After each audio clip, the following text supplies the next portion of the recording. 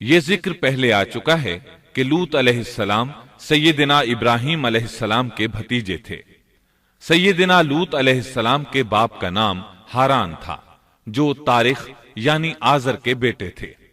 اللہ تعالی نے لوط علیہ السلام کا پورے قرآن میں 27 بار ذکر کیا ہے۔ یہ ذکر 14 سورتوں میں متفرق مقام پر آیا ہے۔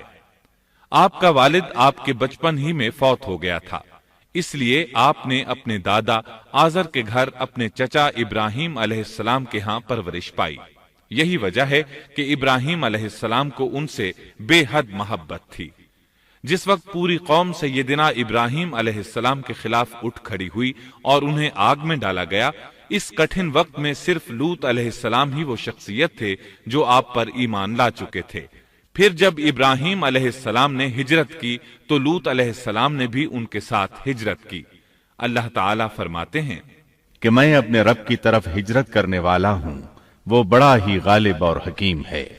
اس سے پہلے ہم ذکر کر آئے ہیں کہ جب ابراہیم علیہ السلام مصر سے فلسطین واپس چلے گئے تو آپ نے اپنے بھتیجے لوط کو سدوم بستی کی طرف بھیج دیا۔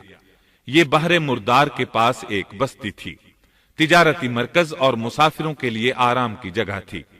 یہ کافر قوم تھی، ان میں ایک بھی مومن نہیں تھا۔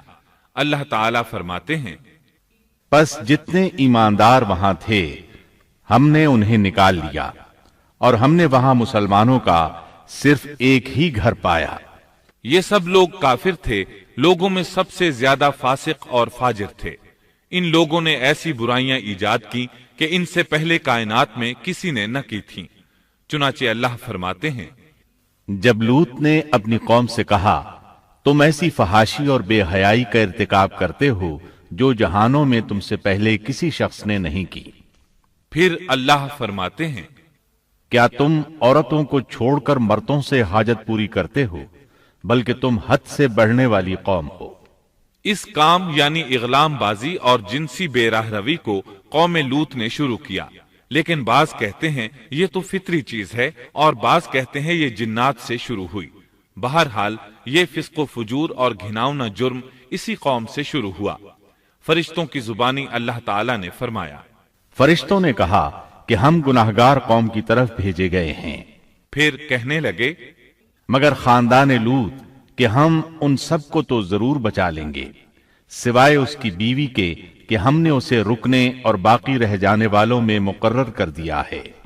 اسی طرح لوط علیہ السلام نے ان سے کہا کیا تم جہان والوں میں سے مردوں کے ساتھ شہوت رانی کرتے ہو، اور تمہاری جن عورتوں کو اللہ نے تمہارا جوڑ بنایا ہے ان کو چھوڑ دیتے ہو، بلکہ تم ہو ہی حد سے گزر جانے والے۔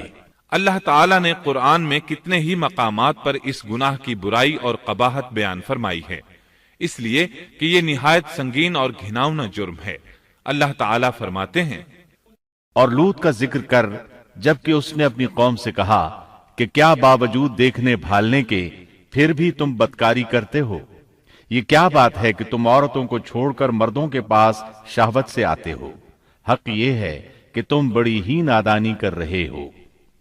اللہ تعالیٰ نے اس قوم کی قبیح خصلتوں کا جتنا ذکر کیا ہے کسی اور قوم کا نہیں کیا۔ انہیں کافر، مجرم، جاہل اور حد سے بڑھنے والا کہا گیا، کہیں فضول خرچی کرنے والے اور فاسق کہا گیا۔ یہ تمام برائیاں ان میں موجود تھیں۔ اللہ تعالیٰ فرماتے ہیں اور لوط کو یاد کرو جب انہوں نے اپنی قوم سے کہا تم ایسی فحاشی کرتے ہو کہ تم سے پہلے کسی جہاں والے نے نہیں کی۔ کیا تم مردوں کے پاس بدفعلی کے لیے آتے ہو اور راستوں میں ڈاکے ڈالتے ہو اور مجالس میں نہایت برے کام کرتے ہو؟ یہ لوگ اس قدر خبیث تھے کہ بھری مجلس میں برے برے کام کرتے تھے۔ مثلا سب کی موجودگی میں زوردار آواز کے ساتھ ہوا خارج کرتے، پھر اپنی اس حرکت پر ہنستے۔ غرض یہ کہ برائی کی تمام تر صفات ان میں موجود تھیں۔ لوط علیہ السلام پھر بھی انہیں سمجھاتے رہے، لیکن وہ جھٹلاتے ہی رہے۔ اللہ تعالیٰ فرماتے ہیں قوم لوط نے پیغمبروں کو جھٹلایا، جبکہ ان کے بھائی لوط نے ان سے کہا کہ تم اللہ کا خوف نہیں رکھتے۔ میں بلا شبہ تمہاری طرف امانت والا پیغمبر ہوں، اللہ سے ڈرو اور میری اطاعت کرو، اور اس کام پر میں تم سے کوئی اجرت اور مزدوری نہیں چاہتا۔ میرا اجر تو صرف اور صرف जहानों को पालने वाले के जिम्मे है। अंबिया का मिशन ही ये होता है कि तबलीग करते रहें। लिहाजा लूत अलैहिस्सलाम दावत देते रहे, लेकिन दावत के नतीजे में कौम का रद्द अमल क्या था, अल्लाह ने इसका भी जिक्र किया है। बस उसकी कौम का जवाब यही होता कि अल्लाह का अजाब ले आ अगर तू सच्चा है। इस्लाम दुश्मन और काफिर कौमों का जवाब यही होता है। कौम आद और कौम समूद ने भी यही जवाब दिया था। दूसरी आयत में है, लूत ने उन्हें हमारी पकड़ से डराया, यानी उन्होंने कहा, ए कौम, अल्लाह की पकड़ से और अजाब से बच जाओ, मोहतात हो जाओ। उसकी लाठी बेआवाज है, लेकिन वो डराने वालों से भी झगड़ते ही रहे। एक और आयत में अल्लाह फरमाते हैं, और उनकी कौम से कोई जवाब न बन पड़ा बजुज इसके कि आपस में कहने लगे कि इन लोगों को अपनी बस्ती से निकाल दो, ये पाकबाज बनने की कोशिश करते हैं। चूंकि ये सब के सब लोग फहाशी, उरियानी, बेहयाई, बेगैरती, फिस्क व फुजूर और बदकारी में मसरूफ थे, इनके नजदीक पाकीज़गी इख्तियार करना बेमाना काम बन चुका था। लूत अलैहिस्सलाम और उनकी बेटियों के अलावा कोई शख्स पाक न था। सब के सब गिलाजत में डूबे हुए थे। चुनाचे उन्होंने लूत अलैहिस्सलाम को अपनी बस्ती से निकाल बाहर करने का फैसला किया। कहने लगे, ऐ लूत, अगर तू अपने इस वाजो नसीहत से बाज ना आया तो जरूर तुझे निकाल दिया जाएगा। इस पर लूत ने फरमाया, मैं भी तुम्हारे इस घिनावने अमल से बेजार हो चुका हूं। चुनाचे लूत अलैहिस्सलाम उस मौके पर वहां से निकल आए और अपने रब से यूं दुआगो हुए, ऐ मेरे परवरदिगार, मुझे और मेरे अहल को इनके अमल से बचा ले और नजात अता फरमा। कितनी ही आयात में है कि इन लोगों ने लूत अलैहिस्सलाम को बस्ती से निकालने का अज़्म कर रखा था, और लूत अलैहिस्सलाम इस पूरी बस्ती में बेयारो मददगार थे। वहां उनका कोई खानदान तो था नहीं, लिहाजा घर में ही बैठे रहे, दुआ करते रहे, ऐ परवरदिगार, इस फसादी कौम के खिलाफ मेरी मदद फरमा। इस दुआ से इस कौम की एक और खसलत मालूम हुई, और वो ये कि वो फसादी भी थे। सो अल्लाह ने दुआ कबूल फरमाई, फरिश्ते भेजे, जिब्राइल, मीकाइल और मलकुल मौत, और बाज रिवायात के मुताबिक इसराफील को भी इनके साथ भेजा गया। वो सबसे पहले इब्राहिम अलैहिस्सलाम के पास आए ताकि उन्हें इसहाक अलैहिस्सलाम की बिशारत दें। आखिरकार यहां से फरिश्तों ने सदूम का रुख किया। ये फरिश्ते वहां नौजवान लड़कों की सूरत में पहुंचे, उनकी टोलियों के पास से गुजरे ताकि उन्हें आजमा लिया जाए, उन पर हुज्जत कायम हो जाए। मतलब ये कि अल्लाह ताला ने फरिश्तों से कहा था कि उन लोगों को उस वक्त तक हलाक न करना जब तक कि उनके नबी को उन पर इल्जाम लगाते न देख लो। चुनाचे ये फरिश्ते नौजवान और खूबरू लड़कों की सूरत में बस्ती के किनारे पहुंच गए। लूत अलैहिस्सलाम की एक बेटी बस्ती से बाहर किनारे पर रहती थी। जब उसने उन्हें देखा तो डर गई। उसने सोचा, हमारी कौम के लोगों ने अगर इन्हें देख लिया तो जरूर इनसे बुराई करके रहेंगे। इसलिए वो अपने वालिद लूत अलैहिस्सलाम की तरफ दौड़ी। उनके पास पहुंचकर कहने लगी, मैंने चंद नौजवान लड़कों को देखा है और मैं उनके बारे में खौफजदा हूं। लूत अलैहिस्सलाम जल्दी से उनकी तरफ आए, उनसे पूछा, आप कैसे आए हैं? उन्होंने बताया, हम आपके मेहमान हैं। लूत अलैहिस्सलाम चाहते थे उन्हें बाहर ही से दूसरी तरफ रवाना कर दें, लेकिन जब उन्होंने कहा कि हम मेहमान हैं तो वो उन्हें जाने के लिए न कह सके। चुनाचे उनसे बोले, अल्लाह की कसम, जमीन की पुश्त पर इससे खबीस और गंदी कौम हमने नहीं देखी और न ही किसी के बारे में ऐसा मालूम हुआ। आपने दोबारा, सहबारा और फिर चौथी बार भी उनसे यही बात कही ताकि उन नौजवानों को हालात का इल्म हो जाए, वो भांप लें। लेकिन वो तो फरिश्ते थे और लूत अलैहिस्सलाम की कौम के खिलाफ गवाही तलाश कर रहे थे।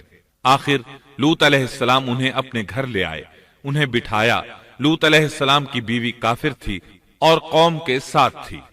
वो बाहर गई और उसने लोगों को बताया कि उसने लूत अलैहिस्सलाम के घर में ऐसे खूबसूरत चेहरों वाले नौजवान देखे हैं कि जमीन पर आज तक उन जैसे कहीं नजर नहीं आए। ये सुनते ही वो सब लूत अलैहिस्सलाम के घर की तरफ लपके। कुरान करीम में आता है, लोग जल्दी से उसकी तरफ लपके और वो इससे पहले फहाशी के आदी बन चुके थे। एक जगह अल्फाज हैं, शहर के लोग खुश होते हुए आए, وہ اس حد تک فاسق اور فاجر بن چکے تھے کہ خوش ہوتے ہوئے وہاں آئے تاکہ ان خوبصورت لڑکوں سے لذت حاصل کر سکیں۔ یہ گھر کے سامنے پہنچ گئے تو لوط علیہ السلام انہیں روکنے کے لیے گھر سے نکلے۔ ان سے فرمایا، اے میری قوم، تمہاری خواہش کے لیے میری بیٹیاں موجود ہیں، یعنی قوم کی عورتیں موجود ہیں۔ نبی قوم کا باپ ہوتا ہے، اس کی بیویاں قوم کی مائیں اور قوم کی عورتیں اس کی بیٹیاں شمار ہوتی ہیں، جیسا کہ سورہ ہود میں آتا ہے۔ کہنے لگے، اے میری قوم، میری یہ بیٹیاں تمہارے لیے پاکیزگی کا باعث ہیں، لہٰذا اللہ سے ڈرو اور مجھے میرے مہمانوں کے بارے میں رسوا نہ کرو۔ کیا تم میں کوئی بھلا شخص موجود نہیں؟ آپ کی بات کے جواب میں انہوں نے کیا جواب دیا؟ قرآن مجید میں آتا ہے، کہنے لگے، لوط، تو جانتا ہے تیری بیٹیوں یعنی قوم کی عورتوں سے ہمیں کوئی سروکار نہیں، ہم جو چاہتے ہیں تمہیں خوب معلوم ہے۔ لوط کہنے لگے، کاش میرے پاس کوئی قوت ہوتی یا میں کسی مضبوط پناہ میں ہوتا۔ لوط علیہ السلام کے پاس کچھ بھی تو نہیں تھا، صرف ان کی اپنی بیٹیاں ان پر ایمان لائی تھیں، یہاں تک کہ ان کی بیوی بھی کافر تھی۔ بخاری اور مسلم کی روایت ہے، نبی کریم صلی اللہ علیہ وسلم نے فرمایا، اللہ تعالی لوط پر رحمت فرمائے، وہ اللہ تعالی کی طرف پناہ لیتے تھے۔ مفسرین کا کہنا ہے کہ لوط علیہ السلام کے بعد اللہ نے جو نبی بھیجا وہ کسی اونچے خاندان اور قبیلے کا چشم و چراغ ہوتا تھا، جو اس کی حفاظت کرنے کے قابل ہوتا تھا۔ لوط علیہ السلام کے ساتھ کوئی مددگار نہیں تھا۔ ایک دوسرے مقام پر اللہ تعالی فرماتے ہیں، اور شہر کے لوگ خوش ہوتے ہوئے آئے۔ لوط نے کہا، یہ میرے مہمان ہیں، مجھے رسوا نہ کرو، اللہ سے ڈرو اور مجھے ذلیل نہ کرو۔ انہوں نے کہا، کیا ہم نے تجھے جہان والوں کے بارے میں منع نہیں کیا؟ یعنی انہوں نے آپ کو تبلیغ وغیرہ سے بھی روک دیا تھا۔ لوط نے کہا، اگر خواہش پوری کرنا چاہتے ہو تو میری بیٹیاں یعنی قوم کی عورتیں موجود ہیں، ان سے کر لو۔ اے پیغمبر، تیری عمر کی قسم، وہ لوگ اپنی مدہوشی میں مست تھے۔ اللہ تعالیٰ نے کسی انسان کی عمر کی قسم نہیں کھائی سوائے نبی کریم صلی اللہ علیہ وسلم کے، اور یہ اعزاز آپ کے شرف، عزت اور تکریم پر دلیل ہے۔ اب ان لوگوں نے گھر میں داخل ہونے کی تیاری کر لی۔ ادھر لوط علیہ السلام نے اپنے تینوں مہمانوں کی طرف دیکھا۔ آپ ان کے لیے فکر مند تھے، لیکن وہ یہ دیکھ کر حیران ہوئے بغیر نہ رہے کہ وہ تینوں بالکل بے فکر بیٹھے تھے۔ اس وقت کی کیفیت اللہ تعالیٰ نے قرآن مجید میں یوں بیان فرمائی ہے، تم لوگ تو کچھ انجان سے معلوم ہو رہے ہو۔ اس پر وہ کہنے لگے، ہم تو تیرے پاس وہ فیصلہ لائے ہیں جس میں اس قوم کو شک تھا، اور ہم تیرے پاس حق لے کر آ چکے ہیں، اور بے شک ہم سچے ہیں۔ سورۃ العنکبوت میں اللہ تعالیٰ فرماتے ہیں، فرشتوں نے کہا، اے لوط، نہ ڈر اور غم نہ کھا، یقیناً ہم تجھے اور تیرے اہل کو سوائے تیری بیوی کے نجات دیں گے، وہ پیچھے رہ جانے والوں میں سے ہوگی۔ ہم اس بستی والوں پر ان کے گناہوں کے سبب آسمان سے عذاب نازل کرنے والے ہیں۔ انہوں نے یہ بھی کہا، کہنے لگے، اے لوط، ہم اللہ کے بھیجے ہوئے فرشتے ہیں، یہ لوگ تجھ تک نہ پہنچ پائیں گے، یعنی تجھے تکلیف نہیں پہنچا سکیں گے۔ پھر ان میں سے ایک شخص نے اندر داخل ہونے کی کوشش کی۔ جبریل اٹھے، انہیں ایک ایسی ضرب لگائی کہ تمام کے تمام اوندھے ہو گئے۔ اس بارے میں اللہ کا فرمان ہے، انہوں نے لوط کو اس کے مہمانوں کے بارے میں پھسلانے کی کوشش کی تو ہم نے ان کی آنکھیں مٹا ڈالی۔ اللہ تعالیٰ سورۃ القمر میں فرماتے ہیں، بس میرا عذاب اور ڈرانا چکھو۔ وہ دھمکیاں دینے لگے اور واپس جاتے ہوئے کہنے لگے، ہم تجھ سے کل نبٹ لیں گے۔ انہوں نے سزا محسوس بھی کر لی، لیکن پھر بھی توبہ نہ کی۔ اس وقت فرشتوں نے کہا، یقیناً ان کے وعدے کا وقت صبح کا ہے، اور کیا صبح بالکل قریب نہیں؟ صبح تک انہیں مہلت مل گئی۔ فرشتوں نے کہا، اے لوط، اپنے اہل کو رات کے حصے میں لے کر نکل جا، اور ان کے پیچھے پیچھے تو چل، اور تم میں سے کوئی پیچھے مڑ کر نہ دیکھے، اور جہاں تمہیں حکم ہو چلے جاؤ۔ اور ہم نے اسے وہ فیصلہ سنا دیا کہ صبح ہوتے ہی اس قوم کی جڑ کاٹ دی جائے گی۔ اسی طرح اللہ تعالیٰ سورۃ الشعراء آیت 170 اور 171 میں فرماتے ہیں، ہم نے اسے اور اس کے تمام اہل کو نجات دی سوائے اس کی بیوی کے جو پیچھے رہنے والوں میں سے تھی۔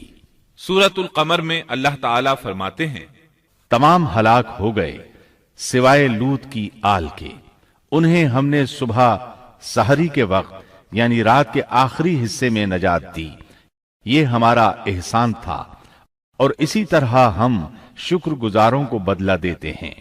چنانچہ لوط علیہ السلام نکل کھڑے ہوئے، ان کے ساتھ ان کی صرف 2 بیٹیاں تھیں، وہ بستی سے نکل گئے، پھر صبح ہوئی، روشنی پھیلنے لگی تو عذاب آ گیا، اور صبح سویرے ہی انہیں ٹھہرنے والے عذاب نے آ لیا، پس تم میرے عذاب اور ڈرانے کا مزہ چکھو۔ یہ عذاب کیسا تھا؟ جبریل علیہ السلام آئے، اپنا پر زمین کے نیچے داخل کیا، اس مکمل بستی کو اکھیڑا اور آسمان کی طرف اٹھا کر لے گئے۔ کہا جاتا ہے کہ فرشتوں نے اس بستی کے مرغوں کی اذان اور کتوں کے بھونکنے کی آوازیں سنی، اور لوگوں نے فرشتوں کی تسبیح سن لی۔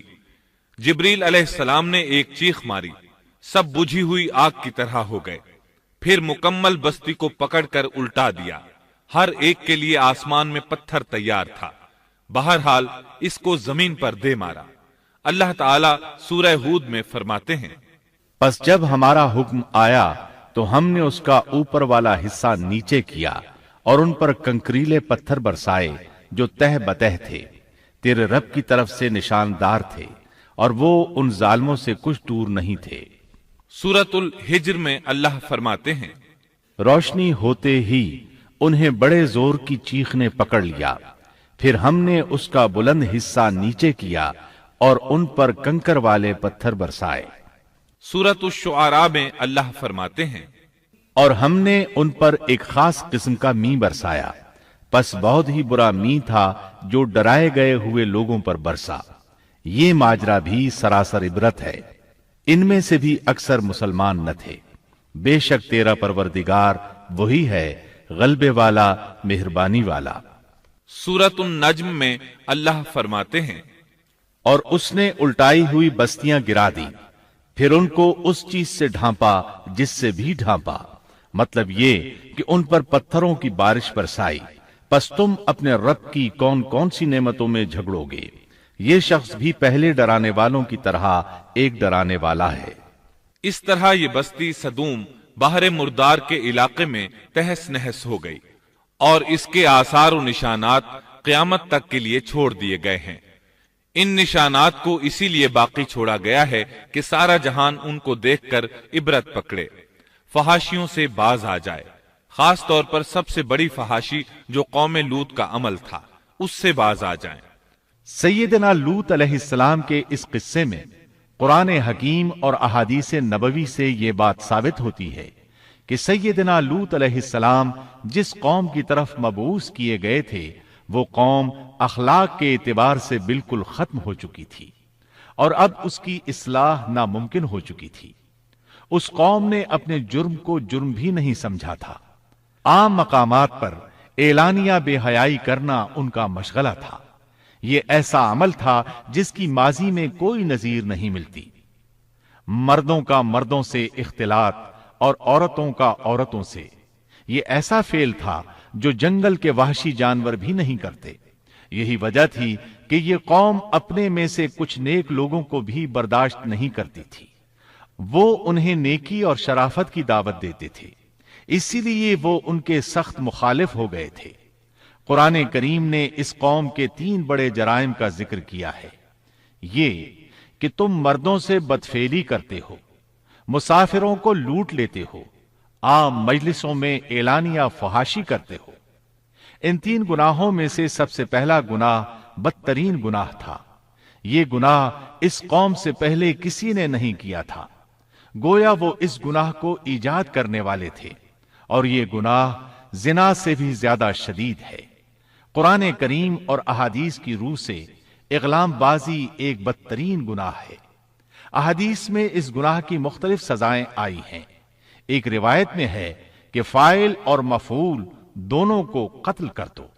بستی سدوم عذاب کے نزول سے قبل کن حالات سے دوچار تھی، سورۃ الزاریات آیت 35 اور 36 میں یوں بیان ہوا ہے، پھر ہم نے ان سب لوگوں کو نکال لیا جو اس بستی میں مومن تھے، یعنی لوط علیہ السلام اور ان پر ایمان لانے والے، سو ہم نے اس بستی میں سوائے ایک گھر کے مسلمانوں کا کوئی گھر نہ پایا۔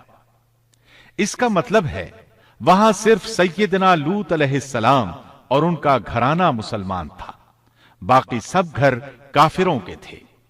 اللہ تعالیٰ کسی قوم کی مکمل تباہی کا فیصلہ اس وقت تک نہیں کرتے جب تک کہ اس قوم میں کچھ قابل لحاظ بھلائی موجود ہو، مگر جب قوم کا حال یہ ہو جائے کہ اس میں بھلائی آٹے میں نمک کے برابر بھی باقی نہ رہے، تو ایسی صورت میں اللہ کا قانون یہ ہے کہ نبی اور اس پر ایمان لانے والوں کو اپنی قدرت خاص سے کسی نہ کسی طرح بچا لیا جاتا ہے، اور باقی لوگوں کے ساتھ وہی معاملہ کیا جاتا ہے جو ہوش مند تاجر اپنے ٹوکرے کے گلے سڑے پھلوں کے ساتھ کرتا ہے۔ اچھے پھل ان میں سے نکال لیتا ہے اور سڑے ہوئے باہر پھینک دیتا ہے۔ عذاب کے بعد اللہ تعالیٰ نے اس شہر کے کھنڈرات کے بارے میں سورۃ الزاریات آیت 37 میں یوں فرمایا ہے، اس عذاب کے بعد ہم نے وہاں بس ایک نشانی ان لوگوں کے لیے چھوڑ دی جو دردناک عذاب سے ڈرتے تھے۔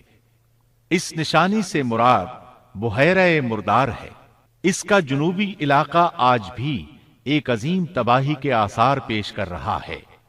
ماہرین آثار قدیمہ کا خیال ہے کہ قوم لوط کے 5 بڑے شہر شدید زلزلے سے زمین میں دھنس گئے تھے اور ان کے اوپر بحیرہ مردار کا پانی پھیل گیا تھا۔ اس خیال کی وجہ یہ بتائی جاتی ہے کہ بحیرہ مردار کا وہ حصہ جو اللسان نامی جزیرے کے جنوب میں واقع ہے، وہ صاف طور پر بعد میں پیدا ہوا ہے، اور قدیم بحیرہ مردار کے جو آثار اس جزیرے کے شمال میں نظر آتے ہیں وہ جنوب میں پائے جانے والے آثار سے بالکل مختلف ہیں۔ ماہرین آثار قدیمہ نے اس سے یہ بات اخذ کی ہے کہ جنوب کا حصہ پہلے اس بحیرہ کی سطح سے بلند تھا، بعد میں زلزلے سے دھنس کر زمین کے نیچے چلا گیا۔ اس دھنسنے کا زمانہ بھی 2000 برس قبل مسیح کے قریب معلوم ہوتا ہے، اور یہ زمانہ تاریخ کے اعتبار سے سیدنا ابراہیم علیہ السلام اور سیدنا لوط علیہ السلام کا زمانہ ہے۔ 1965 عیسوی میں آثار قدیمہ کی ایک امریکی ٹیم کو اللسان جزیرے پر ایک بہت بڑا قبرستان ملا۔ اس میں 20,000 سے زائد قبریں تھیں۔ اس سے اندازہ ہوتا ہے کہ قریب ہی کوئی بڑا شہر آباد تھا۔ اس لیے عین ممکن ہے کہ جس شہر کا یہ قبرستان ہے وہ بحیرہ میں غرق ہو چکا ہو۔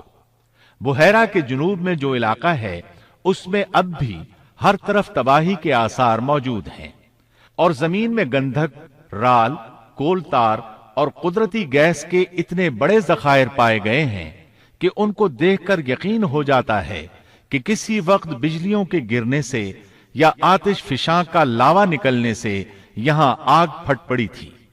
اللہ تعالیٰ سورہ ہود کی آیت 83 میں ارشاد فرماتے ہیں، پتھراؤ کا یہ عذاب آج بھی ظالموں سے دور نہیں۔ مطلب یہ کہ جو قوم اس قوم کی طرح ظلم اور بے حیائی پر جم جائے وہ اپنے آپ کو اس جیسے عذاب سے دور نہ خیال کرے۔ لوط علیہ السلام کے حالات اور واقعات قرآن کریم کی روشنی میں آپ نے سنے۔